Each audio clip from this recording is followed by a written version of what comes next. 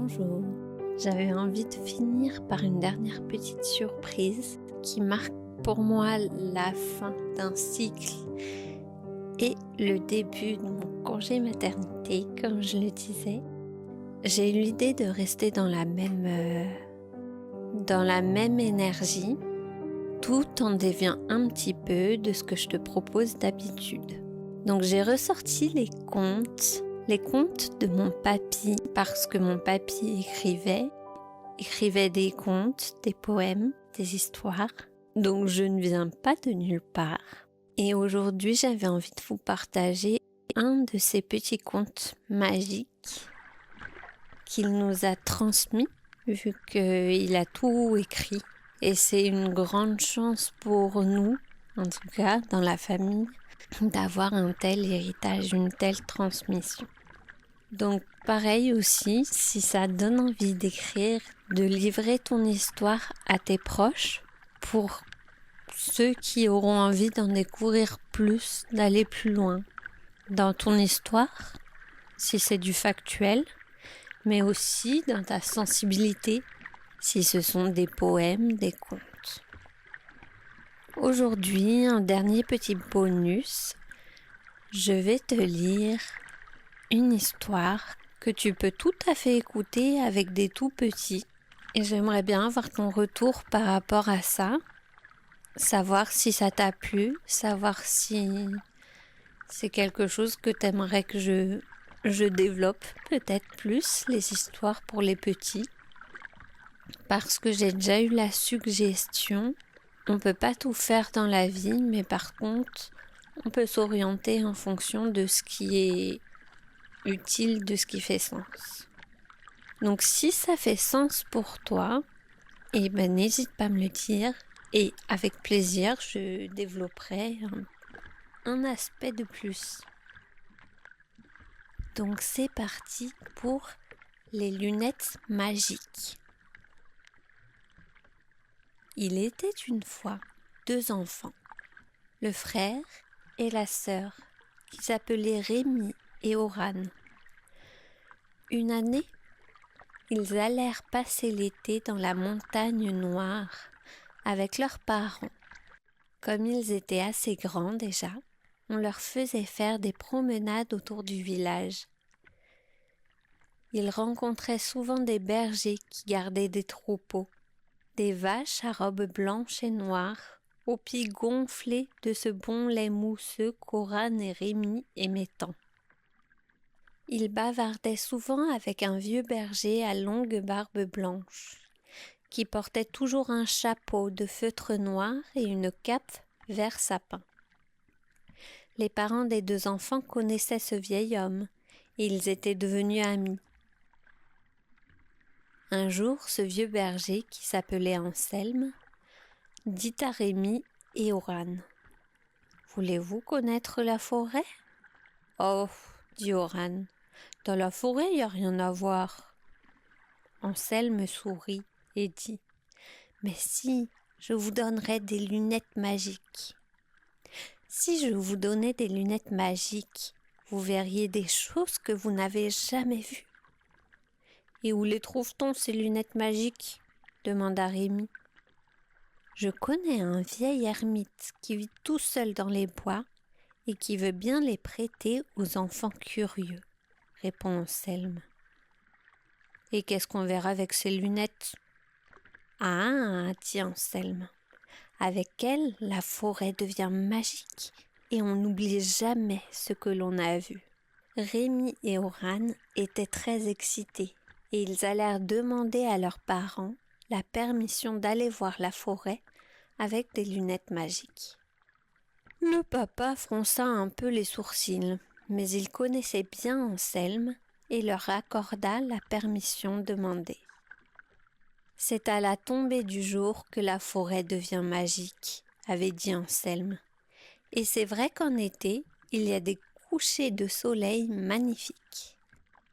Comme le jour est long, ils durent attendre jusqu'à 9 heures du soir, le crépuscule, pour trouver le vieux berger qui avait laissé son troupeau à la garde de son fils. Il vint les chercher avec une carriole et un cheval. Oran était toute contente de faire le chemin dans cette drôle de voiture, surtout que c'était la première fois. Ce qui l'amusait beaucoup, c'était le vieux chapeau de paille qui coiffait le cheval, en laissant passer le bout des oreilles. La route grimpait à travers les pâturages jusqu'à la lisière de la forêt. Là, Anselme prit un sentier à travers des bois qui serpentaient parmi les chênes.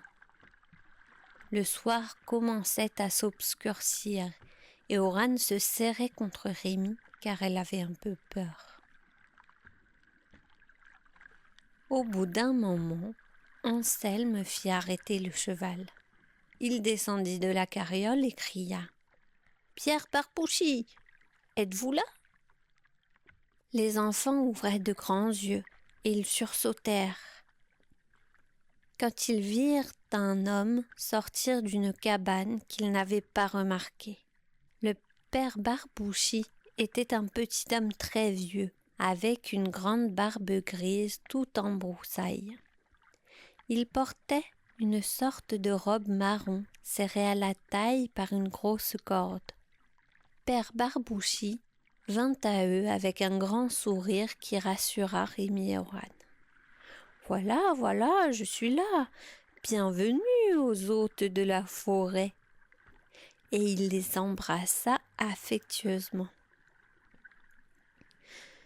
Puis, Anselme prit à part l'étrange petit homme et lui parla à voix basse. Après l'avoir écouté, Père Barbouchi s'écria « Ah, je vois ce que veulent les enfants. Venez, je vais vous le donner. Entrez dans ma cabane. » C'était une petite maison en bois qui n'avait qu'une seule pièce, avec une large cheminée.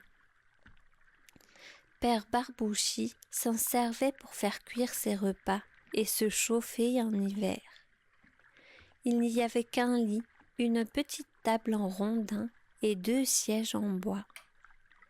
On n'y voyait pas très clair car il n'y avait qu'une seule ouverture cachée par un lourd volet de hêtre. Dans cette pénombre, Père Barbouchi trouvait tout ce qu'il fallait car il en avait l'habitude. D'une vieille boîte en fer où se trouvaient toutes sortes de choses, il sortit 2 paires de lunettes avec une monture blanche et 2 verres rouges. « Prenez-en soin, car je ne peux plus en fabriquer d'autres. Il y a bien longtemps qu'on ne m'en demande plus, car les gens ne savent plus ce que c'est qu'une forêt. Ils croient que ce sont des arbres qui poussent au milieu des papiers gras et des boîtes de conserve. Oh, cela !» Et Père Barbouchi devint tout rouge de colère. Il ferma les yeux un moment, puis il retrouva son bon sourire pour dire à Oran et Rémi « Vous êtes de bons enfants, vous aimez la forêt et avec ces lunettes magiques, vous verrez des choses que vous n'oublierez jamais. » Et les 2 enfants se rappelèrent ce que leur avait dit Anselme avant de partir. « Maintenant, dit le vieux berger, nous allons laisser Père Barbouchi et marcher à pied pour découvrir la forêt magique. » Le cheval était bien content de ne plus traîner la carriole et il se mit à brouter les ronces de bon appétit. Rémi et Oran mirent les lunettes magiques sur leur nez et ils furent d'abord un peu déçus car ils ne voyaient pas grand-chose. Mais Anselme leur dit « Il faut être un peu patient, on ne trouve pas ce que l'on cherche. » Et voilà le vieux berger et les 2 enfants qui s'enfoncent dans la forêt. On marchait au milieu des ronces et des fougères. Il y en avait de très hautes, plus grandes qu'Oran, avec leurs larges feuilles en éventail. Les ronces accrochaient parfois les vêtements des enfants et ils avaient l'impression que des mains griffues voulaient les attraper au passage. Et soudain, comme si la forêt s'était éclairée grâce aux lunettes magiques, les deux enfants commencèrent à la voir s'animer. Ce fut d'abord au milieu du sentier qu'ils suivaient, une maman hérisson avec ses 4 petits qui s'arrêtèrent un moment, étonnés de trouver des visiteurs à une heure aussi tardive. La maman se roula en boule, mais les petits hérissons laissèrent Oran et Rémi s'approcher et les caresser. Il y en eut même un, le plus petit, qui se mit sur le dos pour qu'Oran lui caresse le ventre. Puis la maman fut rassurée et toute la petite famille disparut dans les fourrés.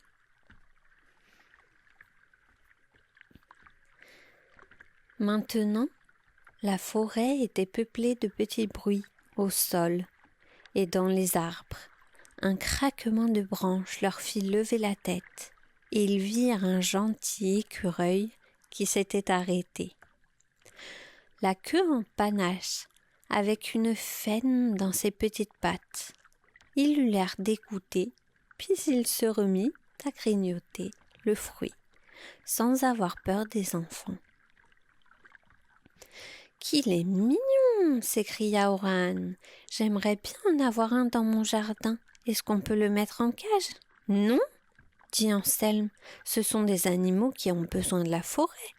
Si on les prive de liberté, ils sont malheureux et ils meurent. »« Oh, ce serait dommage, dit Rémi. »« Vous voyez pourquoi vous avez besoin de ces lunettes magiques ?» ajouta Anselme. « Vous pouvez approcher les bêtes de la forêt et elles n'ont pas peur. Elles vous aimeront si vous les aimez. »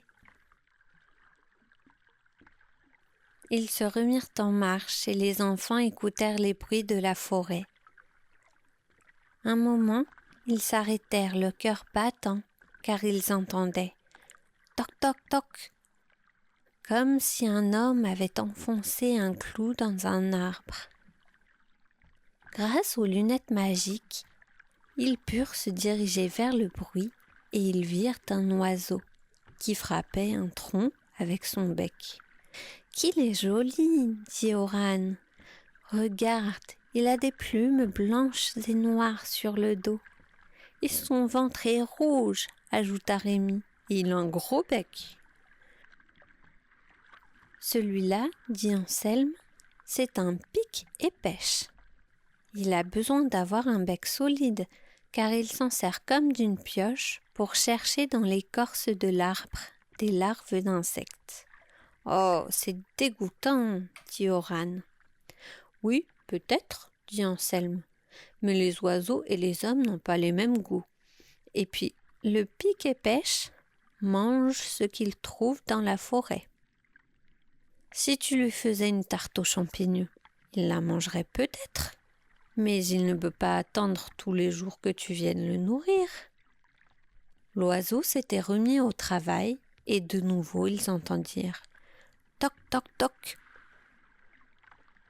C'était l'heure du repas pour lui et il ne fallait pas le déranger. Les enfants continuèrent leur chemin. Un bruit étouffé comme un drap qu'on agiterait leur fit lever la tête. Ils durent attendre en silence que le bruit se précise pour distinguer le vol d'une étrange créature qui paraissait se diriger en pleine nuit, comme si c'était en plein jour. C'était une bête de grande taille, et les deux enfants eurent peur d'elle car elle volait en zigzag, comme si elle se heurtait à des murs invisibles. Peut-être allait-elle se jeter sur eux? Mais non, dit Anselme, c'est une hulotte, qu'on appelle aussi chat-huant.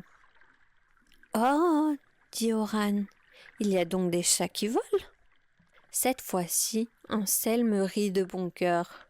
C'est une chouette qu'on appelle comme ça. Est-ce que c'est méchant? Demanda Oran. Non seulement ce n'est pas méchant, mais en plus, c'est utile. Elle mange. Tu vas encore dire que c'est dégoûtant. Des serpents et des rongeurs comme le campagnol. Est-ce que tu aimerais te trouver en face d'une vipère ou d'un gros rat? Répondit Anselme. Brrr, fit Oran. Bientôt, la hulotte fut rejointe par 2 autres oiseaux de la même famille. Ils volaient sans bruit, et à leur manière de se déplacer, on aurait dit que ces hulottes dansaient un ballet. Ce qui était étrange, c'est qu'elles paraissaient entendre une musique qui réglait les caprices de leur vol. Un nuage passa, et les 3 danseuses disparurent dans la nuit. Le sentier menait à une petite clairière. Comme les enfants commençaient à être fatigués, Anselme leur proposa de s'asseoir sur des troncs d'arbres qui avaient été coupés presque au ras du sol. Ils restèrent un moment silencieux, puis un bruit se fit entendre comme si un animal traversait des fourrés. Soudain, un chevreuil apparut dans la clairière. Nullement étonné par la présence des enfants, il les regarda d'abord avec curiosité. Puis il s'approcha d'eux et Oran sentit un souffle chaud sur ses joues. Sur sa tête, il portait 2 petites cornes droites avec une petite fourche à l'extrémité. Oran se mit à caresser le pelage du chevreuil qui posa sa tête sur ses genoux. Elle était émerveillée de voir que ce bel animal avait confiance en elle. Elle avait toujours entendu dire que les bêtes des forêts avaient peur de l'homme, ou bien que c'était lui qui avait peur d'elle. Puis le chevreuil se mit à lui lécher la main pour montrer qu'il était son ami. Enfin, il se redressa, il balança 3 fois la tête, comme pour leur dire adieu, et disparut dans la nuit des fourrés. « Est-ce que les chevreuils se laissent toujours caresser ?» demanda Oran. « Ah, dit Anselme, ils ne s'approchent que des enfants qui ont des lunettes magiques. Avec elles, on voit des choses étonnantes. N'oublie pas les lunettes magiques. » La lune venait de se lever et la forêt s'éclaira comme une scène de théâtre.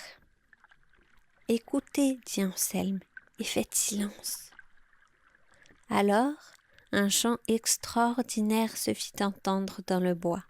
C'était un rossignol qui enchantait la forêt. On aurait dit qu'il jouait de la flûte, car sa musique semblait suivre une partition. Tantôt elle s'envolait dans les airs, légère et gracieuse. Tantôt elle planait, douce et tendre, pour repartir ensuite dans des trilles joyeuses et rapides. Au signal, 3 jeunes filles apparurent dans la clairière. Elles portaient toutes 3 une tunique blanche serrée à la taille par une ceinture en or. La plus grande était blonde, la seconde avait des boucles châtains et la plus petite était rousse avec des cheveux légers qui semblaient éclairer son visage comme un feu de joie. Elles s'inclinèrent comme pour un salut, puis elles se mirent à danser au son de la musique que le rossignol continuait à égrener dans le bois. C'était une danse gracieuse où les 3 filles tantôt se rapprochaient comme si elles allaient s'envoler, tantôt retombaient doucement à la manière des oiseaux fatigués qui veulent reprendre des forces. Oran et Rémi étaient émerveillés par ce spectacle inattendu. Tant que le rossignol chanta, les 3 filles ne cessèrent de danser, et Oran aurait aimé se joindre à elles, mais elle n'osait pas. Puis, le chanteur se tut, le silence retomba, et les 3 danseuses voulurent se retirer. Oran leur cria « Qui êtes-vous ? Nous sommes les filles du rossignol. Notre père était le roi de la forêt magique. C'était un grand seigneur qui avait une très belle voix. Mais il est mort, et nous l'avons beaucoup pleuré. Après sa mort, il a été transformé en rossignol. Aussi, chaque fois qu'il chante, nous venons danser toutes les 3 pour lui dire que nous l'aimons toujours. Adieu, petit Oran. Nous allons maintenant retourner dans notre forêt magique jusqu'à la nuit prochaine. Maintenant, les enfants étaient bien fatigués et il fallait rentrer. Dès qu'ils furent installés dans la carriole, Anselme les couvrit de sa cape et ils s'endormirent. Quand la carriole s'arrêta devant leur maison, les parents étaient là pour les attendre. Maman prit Rémi dans ses bras, papa en fit autant avec Oran, et ils les couchèrent sans que ni l'un ni l'autre se fussent réveillés. Comme ils dormirent bien cette nuit-là, ils revoyaient en rêve tous les gracieux animaux qui s'étaient montrés si gentils. Le lendemain, quand Oran se réveilla, elle dit à ses parents « Oh, comme c'était beau !» Et elle se mit à leur raconter tous les secrets de la forêt magique.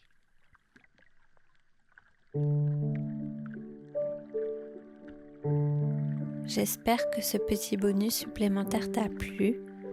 Aimerais-tu d'autres histoires, d'autres contes, ou peut-être simplement d'autres lectures, des lectures philosophiques ? Je m'en vais sur cette touche poétique.